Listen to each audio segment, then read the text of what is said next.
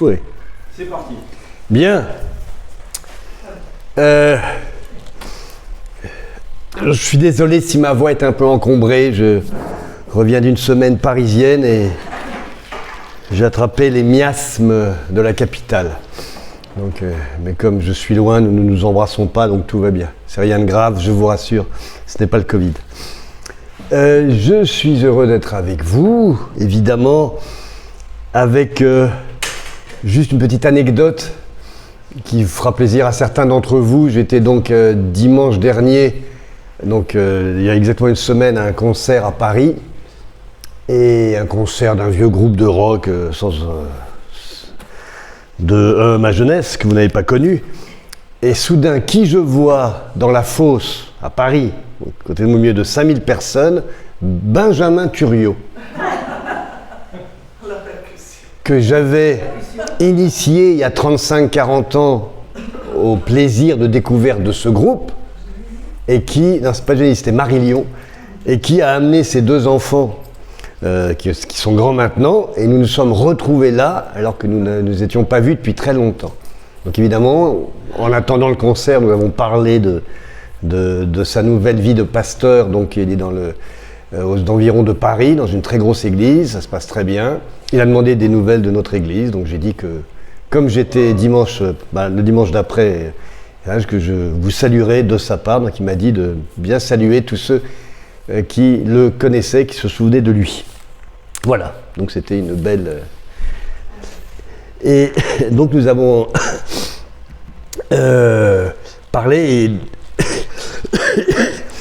et aujourd'hui je voudrais revenir sur un épisode extrêmement connu, mais que j'ai relu lors de ce voyage et qui, je pense, qui a encore évidemment des choses à nous raconter, ça c'est perpétuel, mais c'est l'épisode de la guérison de l'aveugle-né dans Jean 9.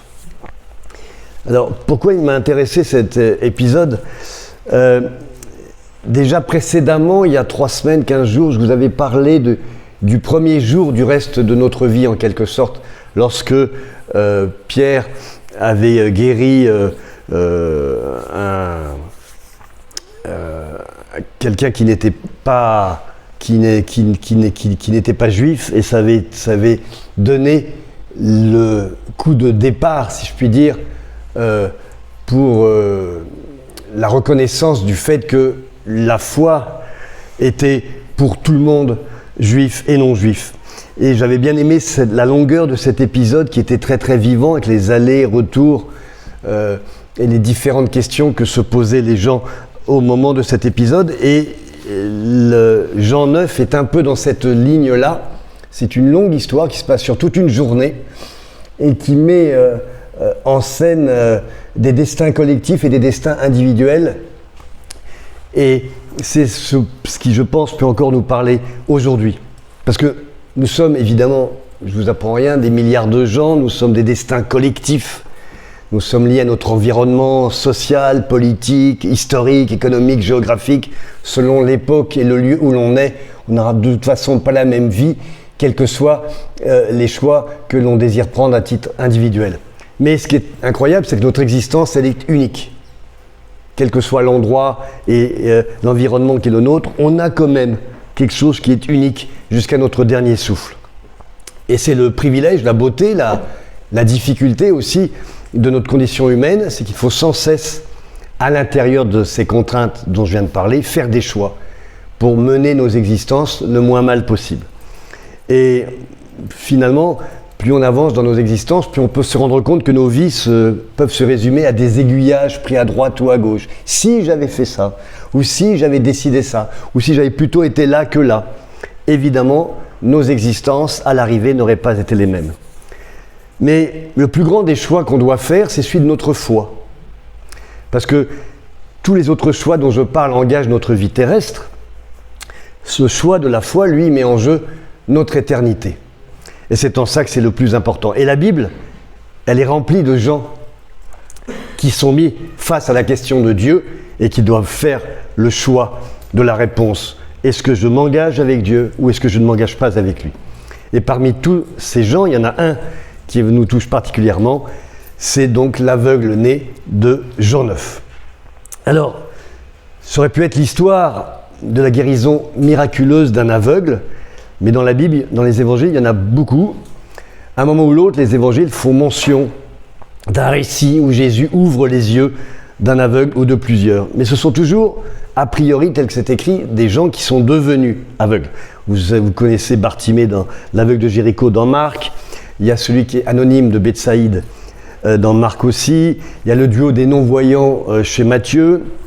Et en tout, si on compte avec Luc, ça fait 7 récits de guérison d'aveugles. Sans compter les quelques épisodes où il est dit que Jésus guérit des gens de leur maladie et rendit la vue à des aveugles. Donc, on pourrait penser que cet aveugle-né, cet épisode constituerait en quelque sorte le 8e épisode, la saison 8 de la guérison des aveugles, mais ce n'est pas le cas, parce que c'est la seule fois où il est indiqué de façon claire que c'est un aveugle de naissance. Et ça change beaucoup de choses pour la compréhension de notre histoire et ce qu'elle peut nous raconter. Mais ce qui est surtout intéressant, au-delà de l'aspect factuel dont on va parler, c'est que ce récit nous montre le cheminement de la foi dans le cœur d'un homme. Et en parallèle, le cheminement de l'aveuglement dans le cœur des autres hommes. Et c'est en ça que ce récit, ça devient notre histoire. Et je parlais de destin unique qui nous concerne chacun. Eh bien, en fait, l'histoire de cet aveugle-né, ça peut être sans doute l'histoire de chacun d'entre nous, à un moment, mis en face de la question de l'existence de Dieu, de la foi, de la relation à avoir avec cette personne.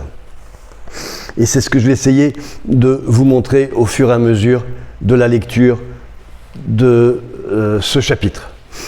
Donc nous sommes au chapitre 9, et dès le début, ce qui est intéressant, c'est que c'est Jésus qui va décider d'aller vers cet homme-là. Jusqu'ici, c'était plutôt les aveugles qui venaient et qui demandaient, les mendiants, les estropiés, Jésus, guéris-nous, guéris-nous, et lui devait répondre à une demande compréhensible, évidemment. Là, il est dit, Jésus vit en passant un homme aveugle de naissance. C'est lui qui pose les yeux sur lui, évidemment l'aveugle ne le fait pas, et c'est lui qui s'intéresse à son cas. Et tout de suite, donc, intéressant de voir que cet homme devait être connu en tant que tel pour être reconnu comme aveugle de naissance, et ça pose la question immédiate de ses disciples, Rabbi, qui a péché cet homme? Qui a péché, cet homme ou ses parents, pour qu'il soit né aveugle? Nous sommes au début à Jérusalem, il vient de rentrer, il commence à faire quelques vagues, il est un peu suivi par les pharisiens et les responsables qui se demandent quel est cet agitateur dont on commence à parler. Et cette question, elle est extrêmement importante, puisqu'à cette époque, s'il y avait une infirmité de naissance, c'était forcément lié à une problématique de péché, soit de la personne en elle-même, soit de sa famille antérieure. Et Jésus répond, ce n'est pas que lui ou ses parents aient péché, mais c'est afin que les œuvres de Dieu soient manifestées en lui. Il faut que je fasse, tandis qu'il est jour, les œuvres de celui qui m'a envoyé. La nuit vient où personne ne peut travailler. Pendant que je suis dans le monde, je suis la lumière du monde. Et là, on a vraiment l'impression de voir Jésus au travail. Il vient, il dit maintenant il faut que je montre quelque chose à mes disciples, il faut que j'explique quelque chose aux gens qui me suivent, et donc à nous plus tard. Et donc il va s'occuper de cet homme, c'est un choix. C'est, je vais faire quelque chose de ma propre volonté pour démontrer quelque chose aux hommes. Je suis dans le monde, et pendant que je suis dans le monde, je suis la lumière du monde, et je dois travailler. Et aussitôt,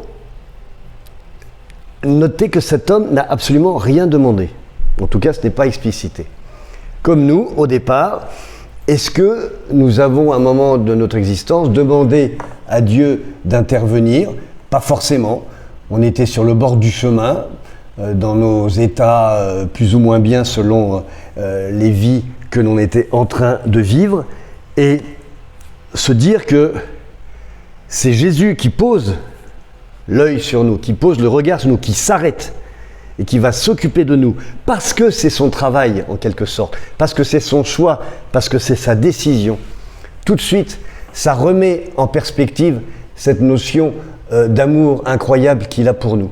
Encore une fois, quand on demande à quelqu'un « aide-moi » et que cette personne nous aide, en quelque sorte, quand on lui a demandé qu'elle nous aide, on lui a déjà fait preuve d'allégeance, on lui a déjà donné quelque chose, on l'a mise en valeur pour lui dire « tu as les moyens de m'aider ».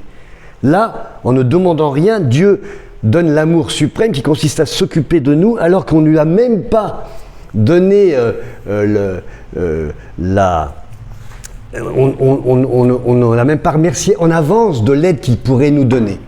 Et c'est sans doute l'amour le plus grand que quelqu'un s'occupe de nous alors qu'on n'a absolument rien demandé. Et aussitôt, Jésus fait quelque chose de très technique. Après avoir dit cela, il cracha à terre et fit de la boue avec sa salive, puis il appliqua cette boue sur les yeux de l'aveugle. C'est une recette de grand-mère. Salive, boue, cataplasme, etc. Et il lui dit, va et lave-toi au réservoir de Siloé. Nom qui signifie envoyer. Donc on pourrait en parler, envoyer, mais nous n'en parlerons pas aujourd'hui. Cette recette de grand-mère, elle est étonnante parce qu'elle n'est absolument pas dans le magique. Elle n'est pas dans le « lève-toi et marche », elle n'est pas dans le... C'est tout simple. C'est un truc, vraiment un remède de grand-mère, de cataplasme. Peut-être que ça marchera quand on a des boutons, des pustules. Tu mets telle ortie et ça va partir. Et on n'est pas du tout dans le miracle. On n'est tellement pas dans le miracle que Jésus ne le suit pas. Ne va pas voir si ça va fonctionner. Il ne l'aide même pas à aller au lavoir, au réservoir pour l'aider à se laver les yeux. Il le laisse partir et Jésus disparaît complètement à ce moment-là de ce chapitre. Il ne reviendra qu'à la fin. Alors ce qui est intéressant évidemment, c'est de voir que cette histoire de boue, de salive, de terre, ça renvoie évidemment à la manière dont Dieu a créé le premier homme et comment il a pu, à partir de la poussière, de la boue, faire cette glaise qui va créer Adam et qui va créer Ève. Et en quelque sorte, il refait le geste originel qui, la première fois, avait donné la vie et qui là va donner la vue. Mais c'est cette vue dont on va voir que pour cet homme, c'est la vue qui va lui donner la vie. Et le voilà parti, et Jésus lâche cet homme dans Jérusalem comme une bombe. Une bombe aveugle. Il la lâche, et pendant toute la journée, ça va avoir des répercussions incroyables, au moins 4 ou 5 explosions successives, simplement en ayant posé cette boue, ce cataplasme sur les yeux de cet homme. L'homme s'en va, il y alla, se lava et s'en retourna voyant clair. C'est d'une simplicité absolue, aucun effet spéciaux, le gars est guéri. Première bombe. Ses voisins, et ceux qui auparavant l'avaient connu comme un mendiant, disaient « N'est-ce pas là celui qui se tenait assis et qui mendiait ?» Les uns disaient « C'est lui », d'autres disaient « Non, non, mais il lui ressemble ». Et lui-même disait « C'est moi ». Les voisins, évidemment, cherchent à comprendre. Nous avons été sauvés. Nous nous sommes convertis à un moment précis de notre vie. Nous avons vu, nous avons été à la fontaine de l'envoyé. Il a posé les mains sur nous, il nous a ouvert les yeux et nous avons été sauvés. À quel moment nos voisins, nos amis ne nous ont pas reconnus? Est-ce que vous avez vécu cette expérience de se dire « Attends, mais t'étais comme ça, là, tu faisais telle chose, maintenant que tu dis que t'es converti, tu ne le fais plus, etc. » Moi, j'ai été confronté à ça et c'est notre responsabilité aussi d'avoir un changement dans nos comportements qui doit être suffisamment important pour que nos familles, nos voisins, nos proches aient un doute sur notre identité, bon, peut-être pas factuelle, mais sur notre identité profonde, comme si on n'était plus nous-mêmes, mais dans le mauvais sens du terme, pour eux. Et du coup, lui doit insister, non, c'est vraiment moi. Et là, la question intéressante, les gens en face de cet homme, donc en face de nous, puisque nous sommes censés être chrétiens et être porteurs de ce miracle de vie, ils disent « Comment tes yeux ont-ils été ouverts ?» Et ça me paraît être une logique normale de question. Comment as-tu pu changer ? Comment as-tu pu être transformé ? Qu'est-ce qui s'est passé ? Et l'homme répondit « L'homme qu'on appelle Jésus a fait de la boue, a oint mes yeux et m'a dit « Va au réservoir de Siloé et lave-toi. » J'y suis allé, je me suis lavé et j'ai pu voir. Ce qui est la formulation la plus simple et la plus merveilleuse du miracle de Dieu, c'est il m'a dit de faire quelque chose. D'abord, lui a fait quelque chose. Il m'a donné un ordre, je lui ai obéi et ça a fonctionné. Mais ce qui est intéressant de voir, c'est qu'au moment où ça arrive, cet homme parle de Jésus en termes très simples, l'homme qu'on appelle Jésus, dont il avait dû entendre parler dans les rues de Jérusalem, puisqu'il y avait déjà eu quelques petites agitations. Il n'en sait pas plus. Lui ne se fonde que sur le résultat de cette rencontre. Le résultat de la rencontre, c'est qu'il ne voyait pas, on lui a dit de faire ça, et il voit. Et j'aime bien la réponse des voisins, qui ne demandent qu'à croire, comme tous nos proches, qui ne demandent qu'à croire si notre vie est en relation avec ce que l'on dit avoir vécu. Si tu as changé à ce point, eh bien dis-nous où est cet homme, parce que nous, ça peut nous intéresser. Et l'ancien aveugle répond « Je ne sais ». Et vous allez voir que dans ce chapitre, on est toujours dans quelque chose qui est de l'ordre de l'ignorance. Personne ne sait, où il y a des gens qui croient savoir des choses qu'en fait ils ne savent pas. Alors que font-ils ? Verset 13, ils menèrent vers les pharisiens celui qui avait été aveugle.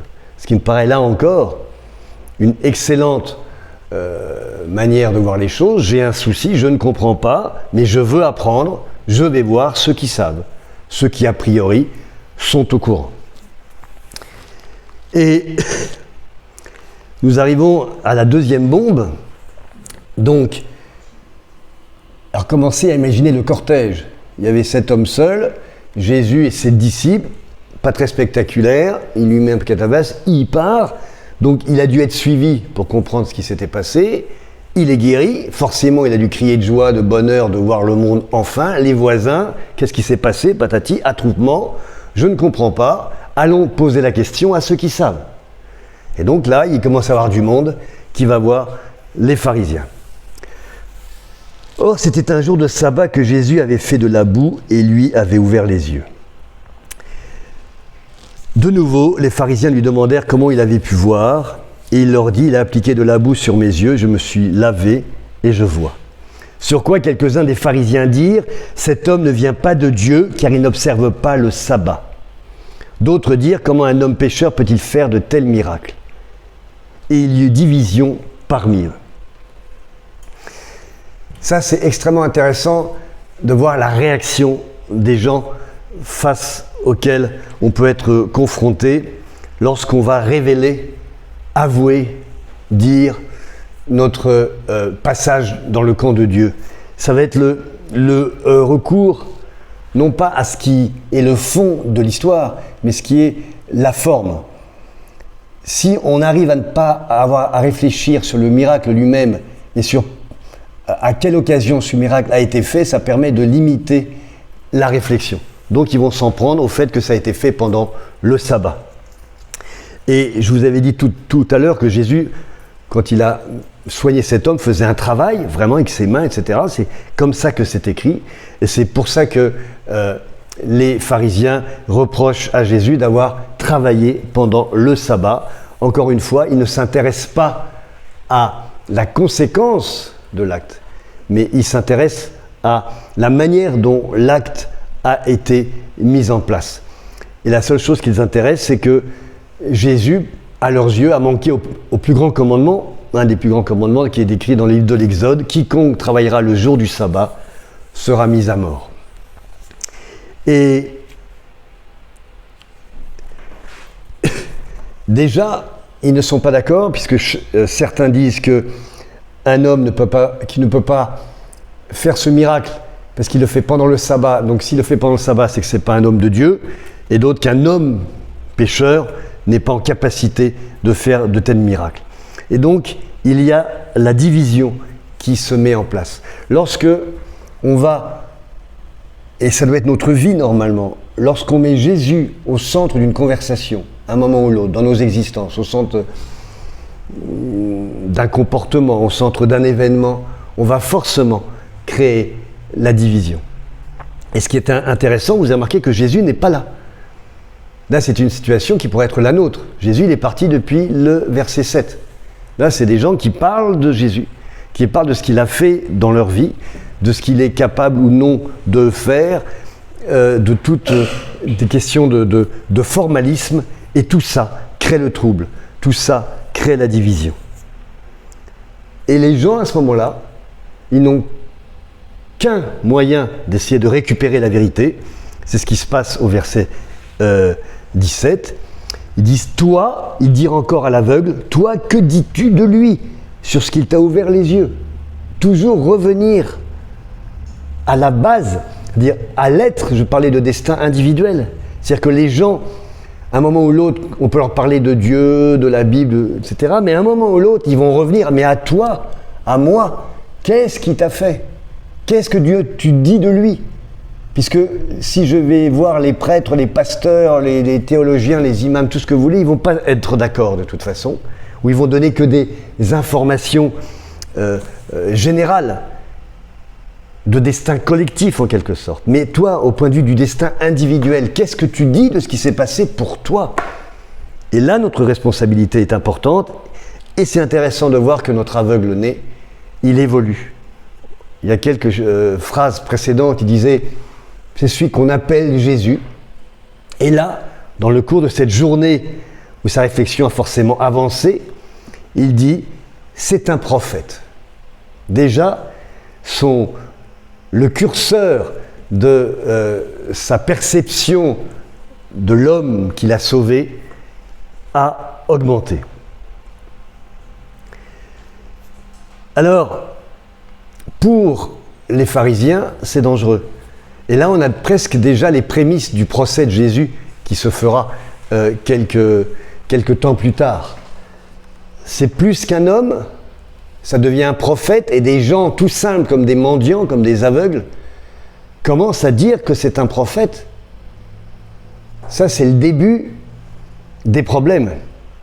Donc, au lieu d'essayer d'éteindre cet incendie en allant dans le sens de ce qu'a vécu cet homme, d'aller comprendre ce qui s'est passé au fond de lui, ils vont forcément essayer de trouver un subterfuge pour arrêter l'histoire tout de suite. Et ils pensent à une supercherie, à un tour de magie, un complice, un faux aveugle pour faire monter les enchères en quelque sorte. Et que font-ils? Eh bien, ils appellent un témoin, comme à un procès. Ils appellent les parents.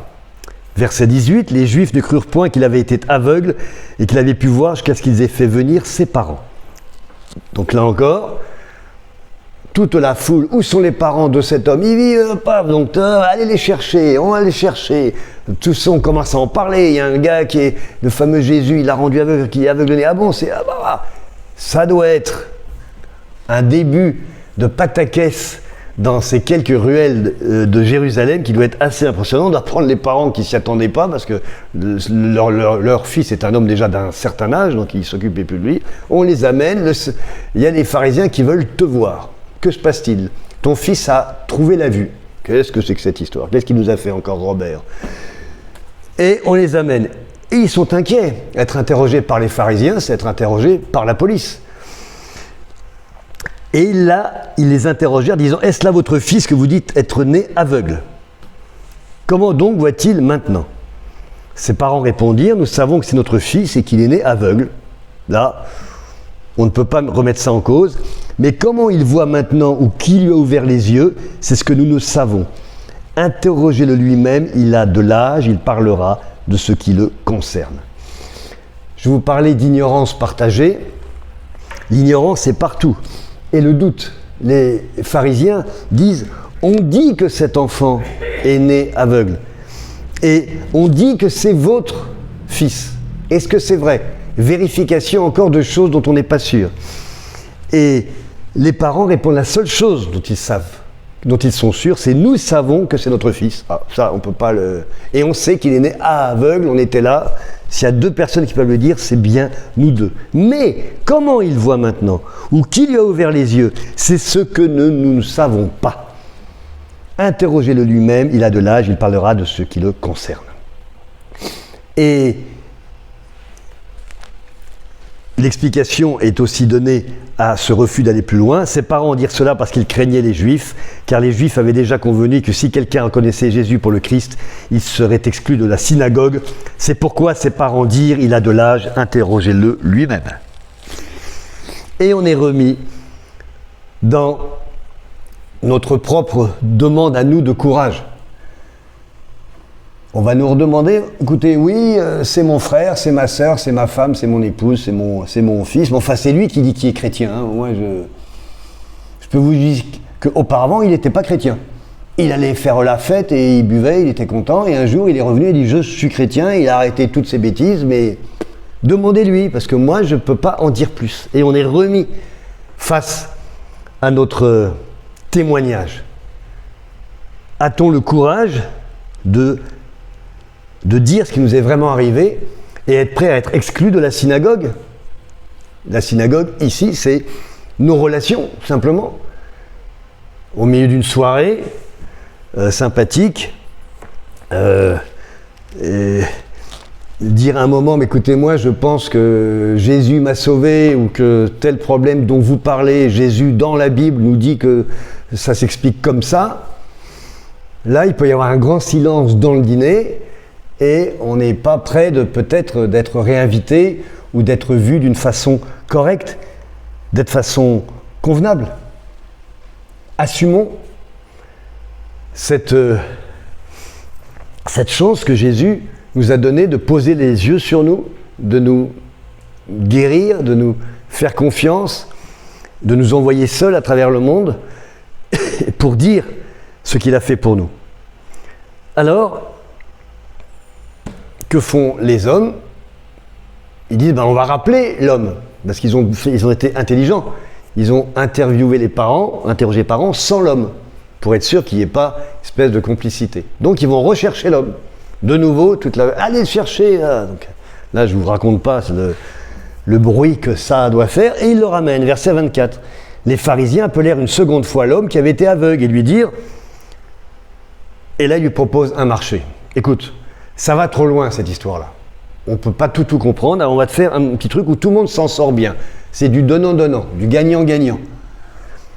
Donne gloire à Dieu, et nous savons que cet homme est un pécheur. Donc si tu dis que c'est Dieu qui t'a guéri, miracle de Dieu, c'est arrivé dans l'Ancien Testament, tout arrive, on ferme les yeux, si je puis dire, tout le monde est content, et tu es un miraculé de plus, et c'est merveilleux, sois heureux d'avoir recouvré la vue grâce à Dieu, mais ne dis pas que c'est grâce à cet homme qui lui est un pécheur. Rends grâce à Dieu, mais ne mets pas ce miracle sur le compte de cet homme. Et là, il répondit, verset 25, encore une fois, s'il est un pécheur, je ne sais. Je ne le sais pas. Je ne le sais pas. Car nous ne savons si peu de choses sur Jésus. Nous savons si peu de choses profondément sur ce qu'il est. Nous imaginons, mais nous sommes tellement loin de ce qu'il est que notre ignorance parfois est aussi une réponse positive. Mais je sais une chose, c'est que j'étais aveugle et que maintenant je vois. Et c'est peut-être la réponse la plus intelligente qu'on puisse faire à quiconque nous demande de répondre de notre foi, en quelque sorte. C'est de dire, je ne sais qu'une chose, c'est que j'étais mort et que maintenant je suis vivant. Que j'étais perdu et que maintenant je suis sauvé. Que j'étais malheureux et que maintenant je suis heureux. Que j'étais triste et maintenant que je suis gai. peut-être des choses aussi simples que ça, qui vont peut-être marquer le plus les gens. Et lui dire, verset 26, « Mais que t'a-t-il fait? Comment t'a-t-il ouvert les yeux? Mais explique-nous. » Et c'est ça qui est terrible avec les gens, c'est qu'ils vont faire la question du comment.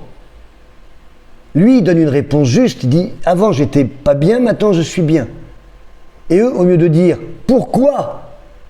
ils demandent « Comment ?» Et ça, c'est absolument typique de l'aveuglement dont je vous parlais au tout début de cette prédication.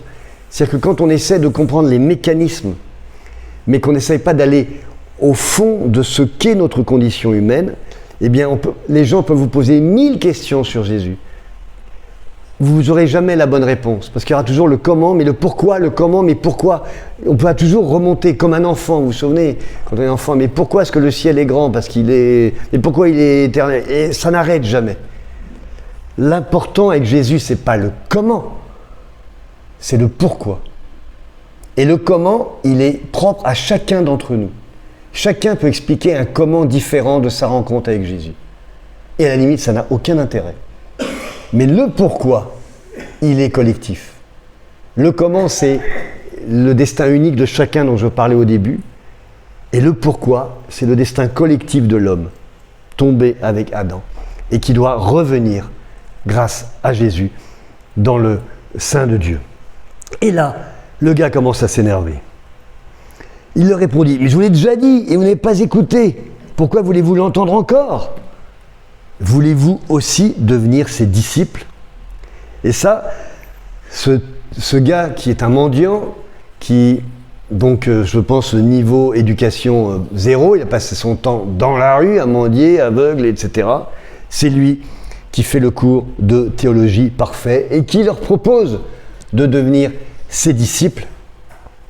Et regardez, au début il disait « Je parle de Jésus », ensuite c'est un prophète, et là voulez-vous aussi devenir ses disciples, comme si lui-même commençait à basculer dans le camp des disciples. Vous voyez l'évolution de cet homme au cours de cette journée. Et la réponse, c'est la réponse qu'on va entendre nous, si nous allons au bout de notre témoignage comme cet homme, c'est « Ils l'injurièrent ». Et l'injure suprême, elle est là, c'est toi qui es son disciple. C'est pas espèce d'affabulateur, de menteur, de pervers. L'injure pour ces gens-là, c'est tu es disciple de Jésus. Et c'est une injure qu'on doit être prête à entendre, parce qu'en fait, c'est la preuve que nous avons basculé du bon côté. Nous sommes disciples de Moïse, nous savons que Dieu a parlé à Moïse, mais celui-ci, nous ne savons d'où il est. Encore une fois, c'est l'ignorance qui inclut le rejet de Jésus par ces hommes. Mais ce n'est pas l'ignorance du pourquoi, c'est l'ignorance du comment. Et c'est ça qui est désastreux. Cet homme leur répondit, « Il est étonnant que vous ne sachiez d'où il est. Et cependant, il m'a ouvert les yeux. Nous savons que Dieu n'exauce point les pécheurs, mais si quelqu'un l'honore et fait sa volonté, il l'exauce. Jamais on n'a entendu dire que quelqu'un ait ouvert les yeux d'un aveugle-né. Si cet homme ne venait pas de Dieu, il ne pourrait rien faire. » Et là, on est passé d'un homme nommé Jésus, un prophète, à cet homme vient de Dieu. On augmente encore le curseur de la croyance de cet homme en Jésus.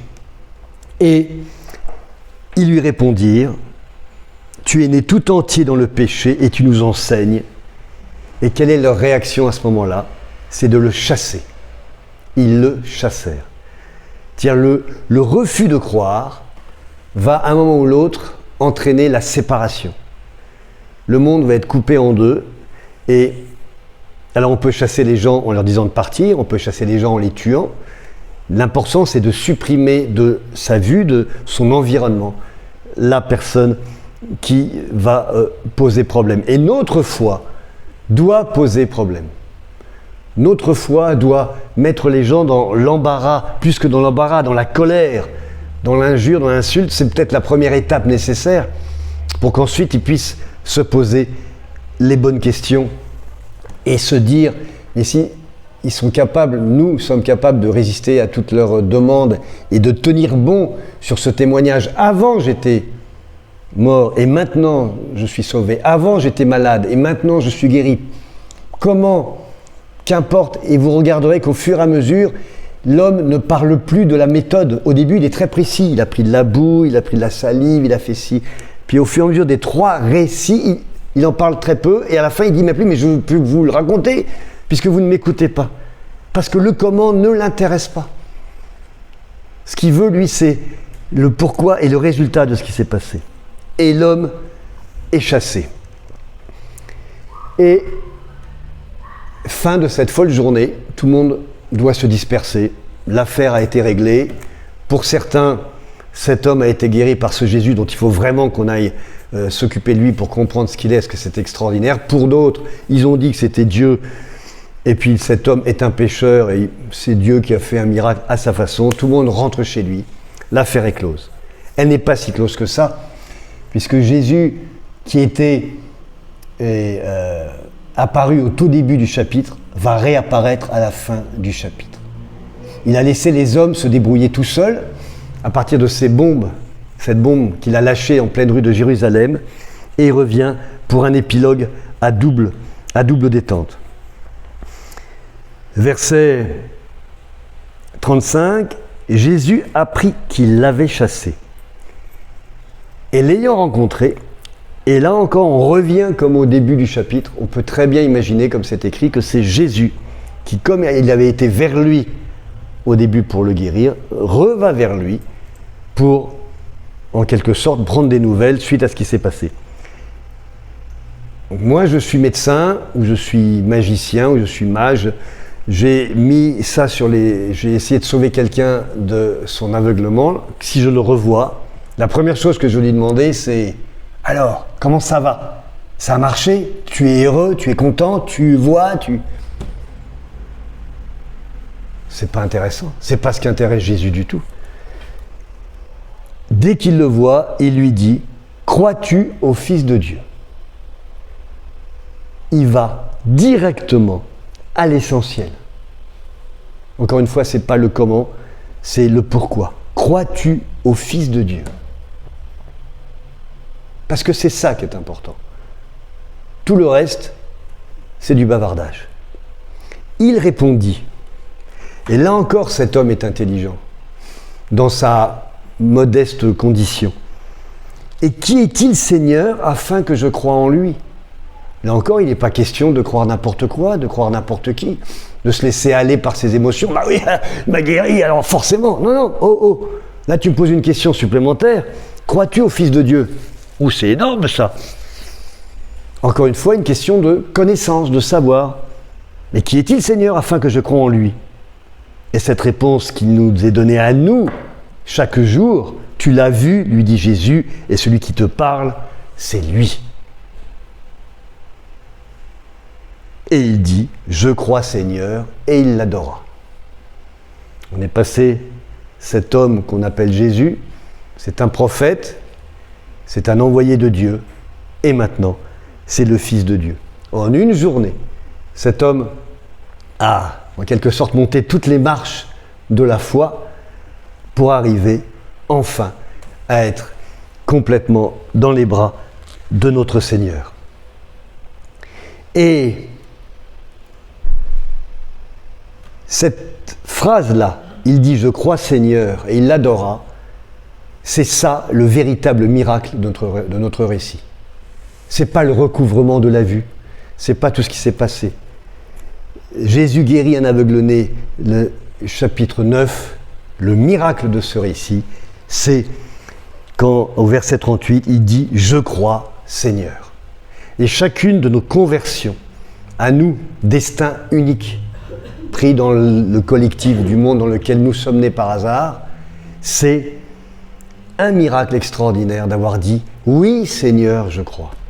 Ne galvaudons pas ce miracle. Soyons-en fiers, soyons-en riches, soyons-en forts, comme cet homme qui, en une journée, a vécu toutes les étapes de la rencontre avec Jésus. mais un Jésus qui est venu vers lui, un Jésus qui a mis en place les différents moments de cette rencontre pour que cet homme puisse dire « Je crois, Seigneur » et il l'adora. Mais ce n'est pas terminé. Jésus donne ensuite une explication. « Je suis venu dans ce monde pour un jugement, pour que ceux qui ne voient point voient, et que ceux qui voient deviennent aveugles. » Mais là, cette histoire, depuis le début, elle concerne deux types de personnes. Cet homme et tous les autres qui l'ont questionné. Et c'est le dernier verset, verset 40. « Quelques pharisiens qui étaient avec lui, ayant entendu ces paroles, lui dirent « Nous aussi, sommes-nous aveugles ?» Et Jésus leur répondit « Si vous étiez aveugles, vous n'auriez pas de péché. Et maintenant, vous dites « Nous voyons ».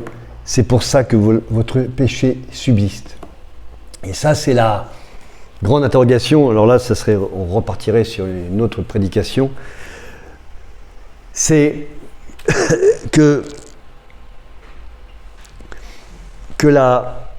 le sentiment de la connaissance, lorsqu'il est mal interprété, est un aveuglement terrifiant. De dire « je ne sais pas, mais avant je ne voyais pas et maintenant je vois », c'est peut-être beaucoup plus riche de connaissances que de dire « je sais plein de choses, je vois plein de choses, donc je peux en comprendre énormément ». Trop de fausses connaissances, trop de certitudes que nous pourrions avoir sur notre Dieu ou sur notre relation avec lui peuvent aussi être une forme d'aveuglement. Et que parfois l'humilité d'être comme cet homme juste au pied de Jésus et dire simplement « j'étais rien et avec ce qu'il a fait, je suis tout », ça suffit amplement pour mener une vie à peu près droite, à peu près tranquille dans notre cœur, en suivant la voie qu'il veut pour nous. Je parlais au début de tous ces différents moments où on doit choisir, aller à droite, aller à gauche, les fameux si. Peut-être que si nous nous encombrons le moins possible de toutes ces fausses connaissances qui pensent qui nous font croire que nous savons beaucoup de choses et que nous revenons à l'essentiel de notre relation avec Dieu, qui est un Dieu qui nous a pris, qui nous a choisis et qui nous a délivrés et qui nous donne ce qu'il faut pour qu'on avance pas à pas jusqu'à le retrouver, ça peut peut-être résoudre beaucoup de nos difficultés dans nos propres vies et aussi dans tout le témoignage qu'on peut rendre autour de nous.